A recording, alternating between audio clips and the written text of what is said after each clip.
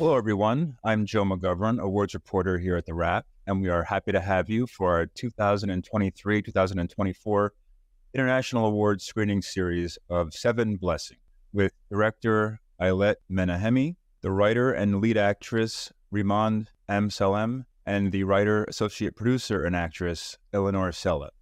And now, please, let's take a look at the trailer for 7 Blessings.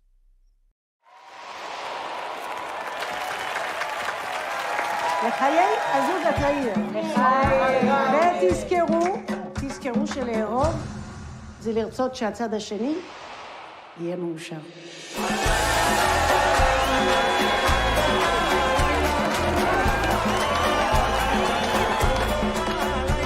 Maman, I suis dick. דוריס, קומו. מה קרה שהילדות יקומו לעזור? אני בתור ילדה עשיתי הכל. אף יום חמישי לא היה לי שירותים, ניקיונות, סלטים, הכל אני. דוריס, יאללה, די להתבכיין. עד סוף הארוחה, אבא של דני זמר פה פיוטים שלו ביעמם בדיוק. תחשיבי. אמרי, תסכל במובן. למה? חסר לנו אוכל פה? שכחת שהבת שלך צמחונית? שכחת צמחונית. שלא אוכלת שום חיה? לא שזממו, לא קוקו, לא ממה? איזה שקרנית, איזה... וואחה. מה יש לכם? תפסיקו לריב ככה. תכבדו את מרי לפחות אם לא את עצמכם. אני רוצה להרים כוסית לחיי מרי. לחיי השילוש הקדוש. חנה, גרציה ומרי. מה את רוצה, מרי? תגידי, מה את רוצה? הלוואי היה נמחק לי הזיכרון בתאונה. הלוואי באמת, והיית משחררת את כולנו מהסיפור הזה. סיפור? זה לא סיפור, זה החיים שלי. במרוקו, להלוות ילדה זה מקובל. משידיאל. זה שבארץ זה לא חוקי למה אמא בתוך אתה נותן את משידיאל.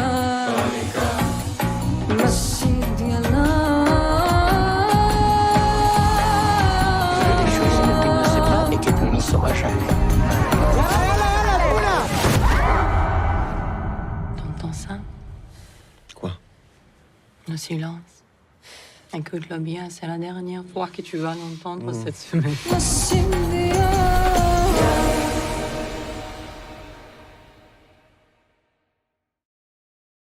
My pleasure to introduce Ayelet, Reymonde, and Eleanor. Thank you so much.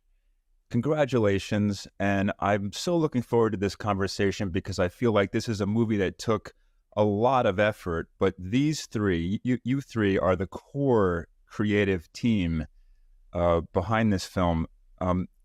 Can you begin, maybe Ayelet as a director, can you begin with this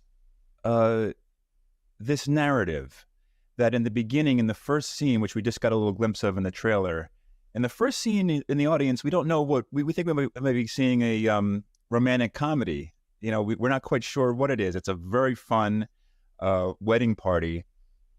The film obviously then takes on much more depth and complexity, and it expands and becomes about so many other things. I came into the project quite late, so I think the DNA of the whole story, in more than one way, is actually instigated by Eleanor and Reymonde, because the story that is in the film actually happened in their own family. They are second cousins, so I think maybe they should answer this.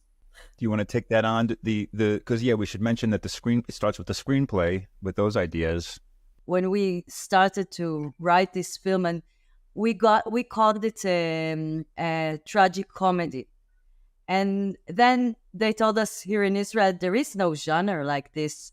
And we said, but here, there is. Our families are like this. They can cry and shout, and then 1 minute after, they are having a dinner together and laughing, and everything is okay. So we wanted the audience to feel this. We wanted the audience to be, the viewers to be part of our families and to feel this movie with all their senses. So this is a sad comedy, or I don't know. I'm glad that you feel this, because this is what it is. It's a complex narrative, but I was maybe not laughing, but I was definitely being very entertained quite often during the movie's story, which we should say the title is kind of just what it is. It's 7 parties after the wedding, all kind of in a very tight space of time and in very tight spaces as well. Reymonde, did you want to add anything about the writing process and where it all? Yes, I wanted to say, even during the writing together, we sat most of the time in Eleanor's office and did the job. And I cannot start even to describe how many laughs we had during those times. Like, all the memories of our childhood came and raised again. And it was so privileged to have this company, like in the creation, like a woman that understand the same thing that I've been through, and the same families, even though we are quite big families, and me and Eleanor we knew each other, but we haven't knew each other very good until we started this process of writing together. So it felt a lot of time, like when I closed the door and we finished like the 3, 4, 5, 6 hours of writing, like magic took place even during this time in this room. And it felt wonderful. And also a lot of, bad memories even came to realize, because it always comes together, the laughter and the crying and the bad with the good. If you have a deep look on things, you will always find both of them coming together. And we didn't want to judge the characters, but we had a criticize. I think I can say it like this, and it's the best way to say deep things while the viewers are laughing. The whole magic of this project, when I read the screenplay, it was already quite advanced, and there was this generic twist in the heart of it. In the beginning, like you said, you see this wedding, you think you're getting into a comedy. Even the way that the wedding ends, it looks like a comedy. And then you enter the film like you're going to watch a comedy. So you laugh a lot. And it's kind of, it plays with your mind, because about 2 dinners in, 2 parties in, you realize that this is not a comedy at all. It's still funny and you're still laughing, but it's becoming very dramatic, and then it's becoming even tragic. So there are generic twists within the film, and you just go through a roller coaster of not only feelings and emotions, but also genres. Yeah. Well, it's also, it's very clever because it's commenting on itself a little bit. There's a character in the movie who's a mother of the groom, and she's a psychiatrist, and she at one point says, it's always drama with this family. And she even says she says it can be entertaining too, but that's what it often is. But I want to ask about the filmmaking, because the screenplay, this is a movie where the dialogue is very natural. I don't sit there watching the film and think that it's written or that it ever was written. It almost has a documentary feel to it at times. How much of the script that you read, Ayelet, is what we see? Was there room for more writing as the film was being produced, or improvisation with the actors? Well, when I got into the project, the screenplay was already in a very advanced draft. I realized that the best way for me to really feel a part of it would be to be a script editor. So this was my first job before I even started thinking about actually directing it. I mean, I do. When I do the script editing, I'm already thinking about directing, but this is my way of instilling into it a little bit of my DNA, because they had enough DNA as it is there. But I think if you look at the final draft and if you look at the final film, there's almost nothing added. It's all in there, nothing even edited out. It was just fully, just done like that. And I think one of the privileges of having the two leading actresses writing the screenplay was that they were actually, their method of writing was basically sometimes just improvising the scenes and then writing it down. So a lot of it from the acting point of view, from the dramatic point of view, was already done in the process of the writing. So when I got it, it was very ripe in that sense too. And it was very, very easy to act it.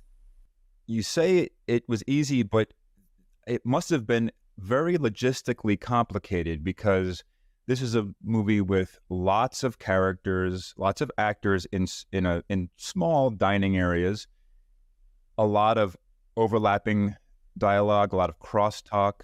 So can you maybe discuss, all three of you, I'd love to hear about the actual filmmaking and the how did you microphone all of the people so that the voices, it's a very impressive job, just technically, of pulling this off.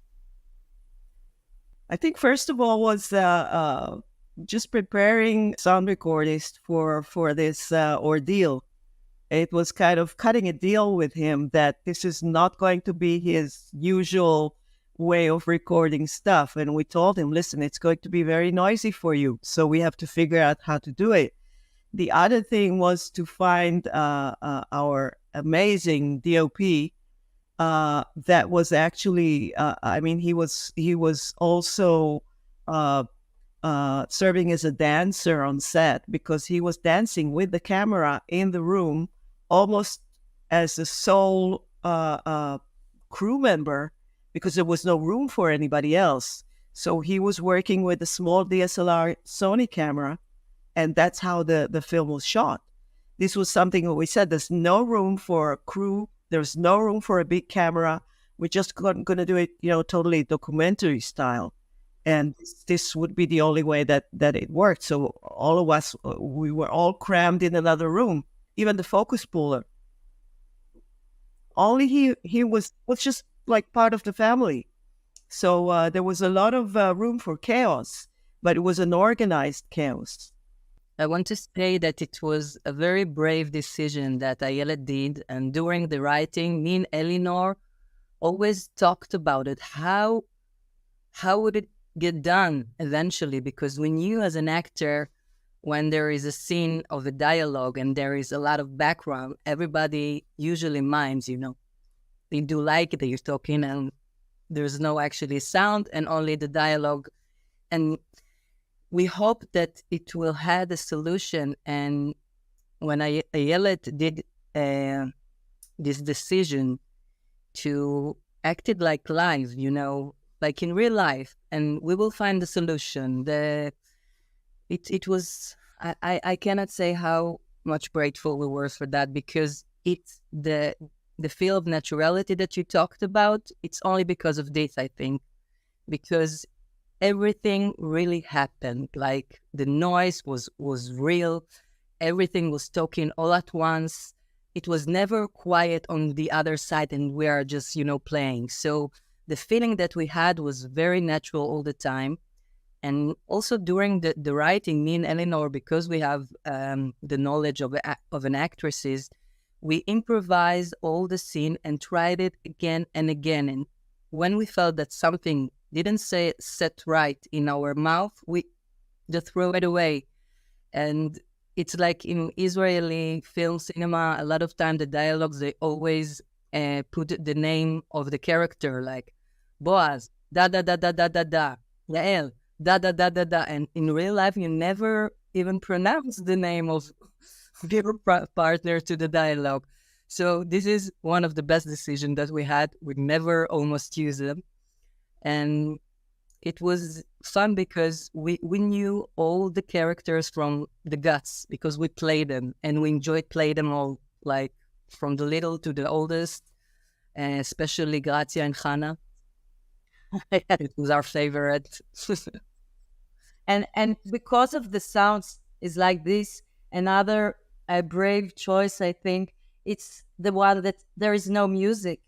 And when Ayelet told us that there's going to be a film without the music, we said, how can it be Moroccan film without music? But the sounds, this is the real music. And there is just one place in the film that we have music. And I think it's exterior music. So, yeah.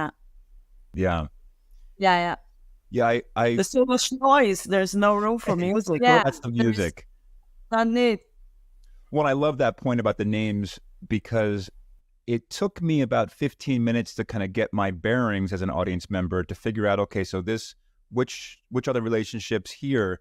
But then once it sinks in, then it's fine. But I don't need that unnatural sounding dialogue where the person keeps saying the other person's name just so that I can have my hand held.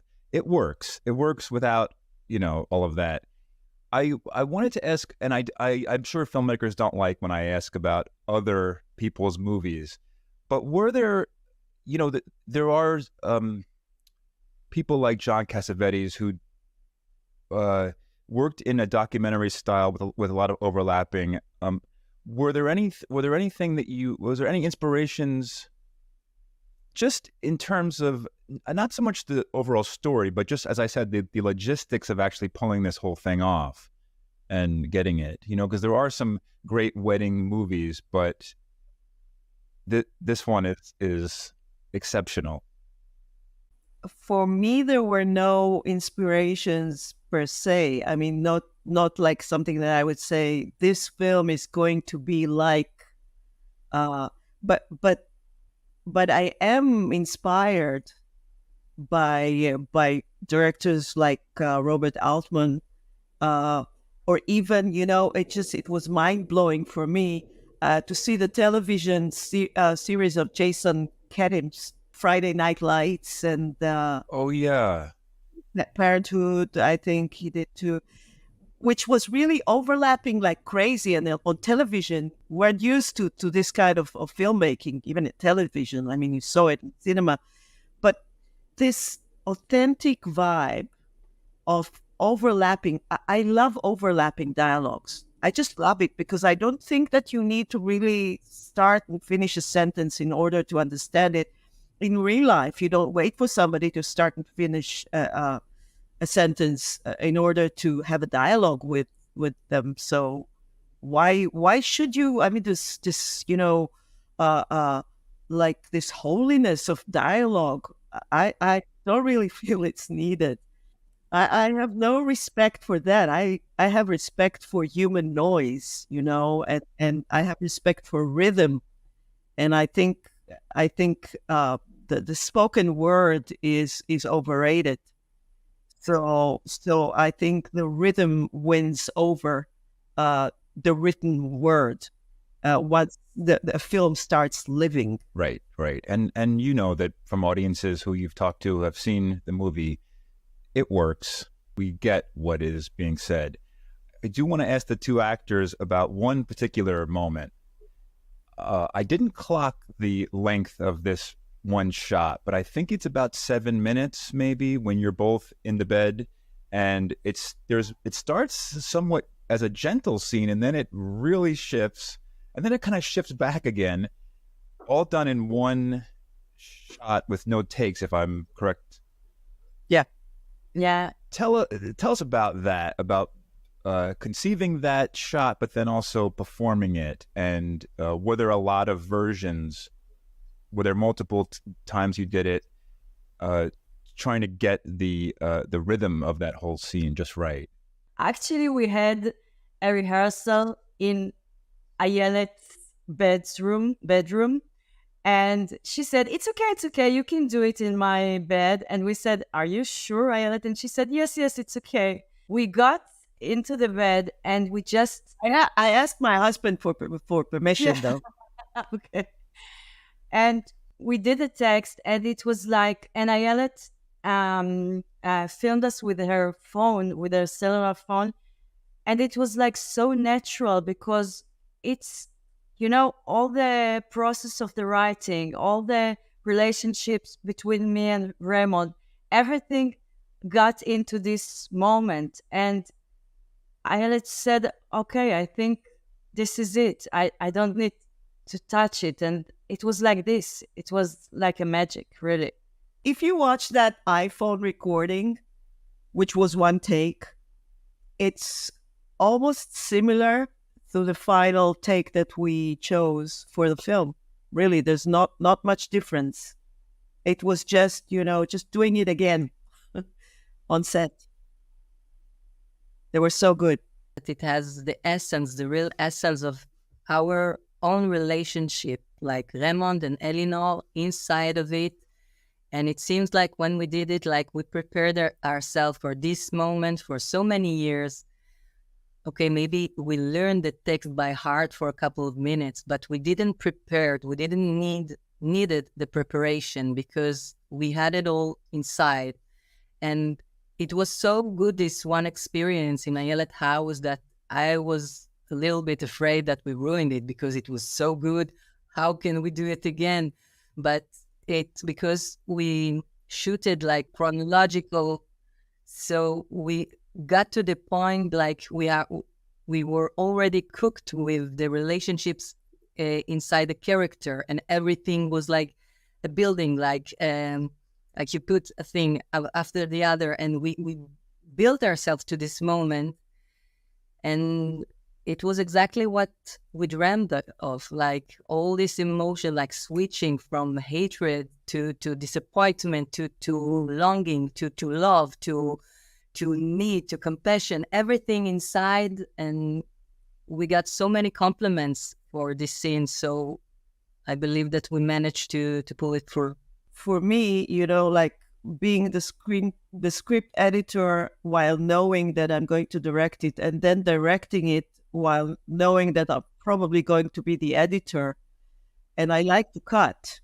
I love to cut as an editor, but I can't praise enough the power of real time in a shot, like a one-shot scene, because when it works, it's the real thing. You don't want to touch it. It's just so good. And the real-time factor of that scene is what makes it stand out. Yeah. And also some directors use the one-shot technique to do long tracking shots in a war zone. This is, I think, the better version, which is that it's all in the room and it's the tension. The audiences who don't even realize that it's one shot, they kind of do realize it inside of themselves. I wanted to ask about working with a couple, because in addition to the two of you, incredible performances, there are others that I wanted to just single out. The two actresses who play the mom and the aunt, and I don't want to mess up their names, but Tikva and Rivka. Yes, Tiki Dayan and Rivka Bachar. Tell us about them and how important it was that those two performances be just right for this movie. We were really afraid that we won't find actresses in this age that will be able to play with a language that they don't know. Tiki Dayan doesn't talk Moroccan language, and Rivka Bachar the same. And I'm practicing meditation, and suddenly it was like this. Suddenly I got like, I don't know how to say it, like a message that Tiki Dayan is going to be Hannah. And I wrote to Ayelet, is this making any sense that Tiki Dayan will be Hannah? And she answered me, it's not making sense, it's genius. And we asked her to be Hannah, and she said, come on, I'm 75, almost 75. I can't learn now Moroccan language. I can't do this film. And we can't give up, you know. If we are creators in Israel, we are not giving up. So we came to Tiki Dayan's house, and we sat with her through 3 hours, and she got the role. She said yes, and we said yes. And she's amazing. She's and amazing. Rivka is also amazing. And regarding Rivka Bachar, we played in a movie, I think more than 10 years ago. She played my mother, and so I knew her very well. And she was amazing. Like, I always looked on her face. You cannot, take your eyes when she's in the shot.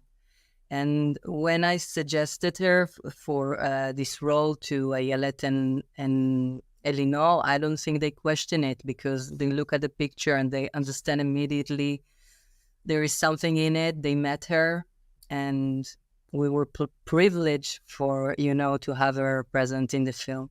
We had a great casting director, that she's director herself. And she won the Academy Award last year in Israel.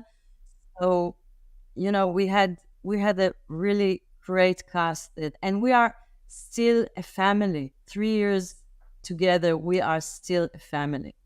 We had yesterday a Hanukkah ceremony together, all the cast. So all the 40 of us. Yeah, that's great. Yeah, you can feel it in the film. One other person from one other actor I wanted to just single out. This is a movie that's very dependent on language, but it begins with sign language, and it actually ends with sign language. But I don't want to spoil the ending. And I don't know that gentleman's name. He's great. I mean, it's a standout performance. Can you talk about him and his role? Wow, I'm excited because Emmanuel, my Uncle Emmanuel, he's the brother of my grandmother, and he's not an actress, he's not an actor, sorry. And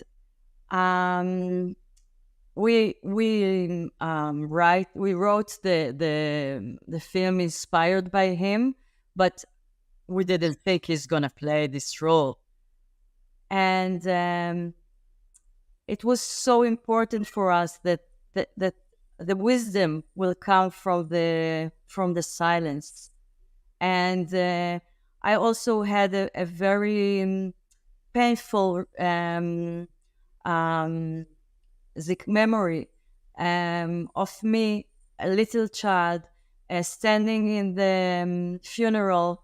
And, in Jewish funeral, you need minyan, you need 10 men to be for the praying. And I remember my family said, oh, we don't have 10 men. And I said, why? Here, there is 10, 1, 2, 3, 4. And then said, no, Emmanuel doesn't count because he's dead. And I wanted all this thing to be in this film. And it's so emotional for me. My grandmother, before she died, she told me, don't forget invited Emmanuel to dinners. And I wanted now to shout her, look, I invited him to 7 dinners, not just 1.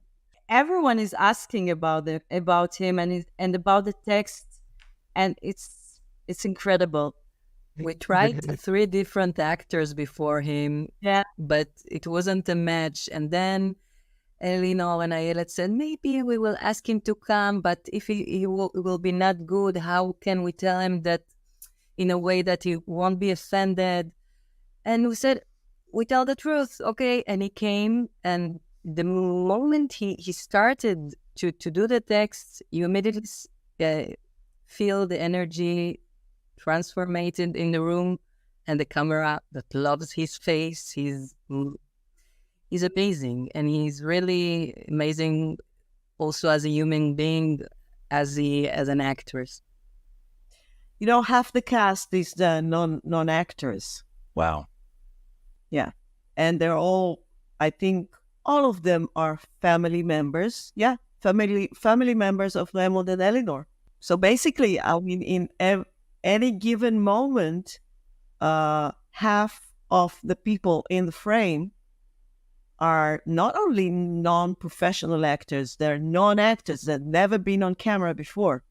Me and Eleanor, we have a lot of chazanim. It's Jewish singers in our family. And also my grandfather was like that. And like all my childhood has this routine of singing, like chanting of Jewish, songs, Moroccan Jewish songs. And we really wanted to bring it into this movie. And Uncle Coco in the movie is the youngest brother of our Eleanor grandmother and my grandfather. And we were like holding fingers that he will agree, and then holding finger that we'll do it on time. And I think it added so much magic to the movie, these real people, this color that you cannot imitate by any way. No, there is no way to imitate that. I think the amazing thing was that, that the professional actors and actresses in this film heavily relied on the non-actors in that sense of authenticity. They picked up the whole vibe and the whole art of functioning in these dinners. They picked it up from them. So it was, I mean, you would think that the non-actors would be inspired by the professional actors, but I think there was a lot of humility with the professional actors realizing that they do need that authenticity, and they have to, just get the magic of it from them. So there was a lot of respect among the cast. It's also, I just think it's a tribute to you, the creative team, because a lot of people, if I was asked to play myself, I don't know if I could do it. I mean, because you're too aware of the camera lens and wanting to be putting on a good face. At no point do I sit there and think that's an amateur, that's a non-professional, mixing in with an actor, because that does happen sometimes in some movies when you mix them. It's seamless. So I just want to point out that that's not always so easy as you pulled it off.